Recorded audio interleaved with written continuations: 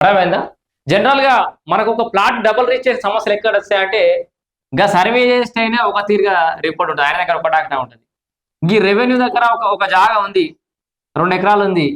దీంట్లోకెళ్ళి ఎన్ని ప్లాట్లు అయినాయా? కాలేదా? నాలా కన్వర్షన్ కాదు ఇది కొన్ని. కొన్ని రకరకాల భూ యాజమాన్యానికి సంబంధించి కొన్ని సమస్యలు ఉంటాయి. ఇవన్నీ ఏమో రెవెన్యూ శాఖ దగ్గర సమాచారం ఉండే. వీడు ఆల్రెడీ మీద మీద ఆయనతో వెచ్చర కొట్టుకుని ఏదో ఎవరికో మెసేజ్ ఏదో చేసి రిజిస్ట్రేషన్ దగ్గర ఆయనతో కొన్ని ప్లాట్ రిజిస్ట్రేషన్ చేసి అమ్మే.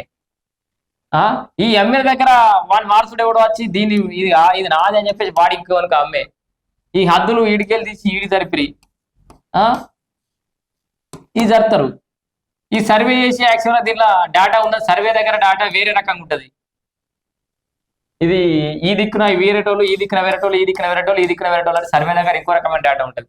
ఇట్లా ఈ తలకాయ నొప్పులు లేకుండా ఇటు రెవెన్యూ శాఖ అంటే తహసీల్దారుల దగ్గర ఉండేటటువంటి డేటా, స్టాంప్ అండ్ రిజిస్ట్రేషన్స్ వాళ్ళు, ఇటు సర్వే డిపార్ట్మెంట్, 3 డిపార్ట్మెంట్లను ఒకే వేదిక మీద తీసుకురావడం ద్వారా, ఒకటే సాఫ్ట్వేర్ రెడీ చేయడం ద్వారా ఒక ప్లాట్ రిజిస్ట్రేషన్కి వచ్చిందంటే 733 అనుకుందాం. ఒకటి రిజిస్ట్రేషన్కి వచ్చిందంటే ఇది ఏ సర్వే నంబర్లు ఉంది, ఇది వెంచర్ వేసినప్పుడు ఎన్ని ప్లాట్లుగా విభజించారు, దీన్ని నార్త్ ఈస్ట్ వెస్ట్ సౌత్ ఏమున్నాయి, దీంట్లో మొత్తం క్లియర్ నాలా కన్వర్షన్ అయిందా లేదా, ఇది ఏం భూమి, ప్రభుత్వ భూమా, అటవీ భూమా, దేవాదాయ శాఖ, వక్ఫ్ బోర్డా, ఇట్లా క్లియర్ గా అంత డేటా ఒకే దగ్గర ఉంటుంది. కాబట్టి డబల్ రిజిస్ట్రేషన్ అవకాశం ఉండదు. ఒకటి అయితే ఈ సాఫ్ట్వేర్ ను తీసుకురావడంతో పాటు ఇక్కడ వీళ్ళకి సబ్ రిజిస్ట్రార్లకు కొన్ని అధికారులను కల్పిస్తారు.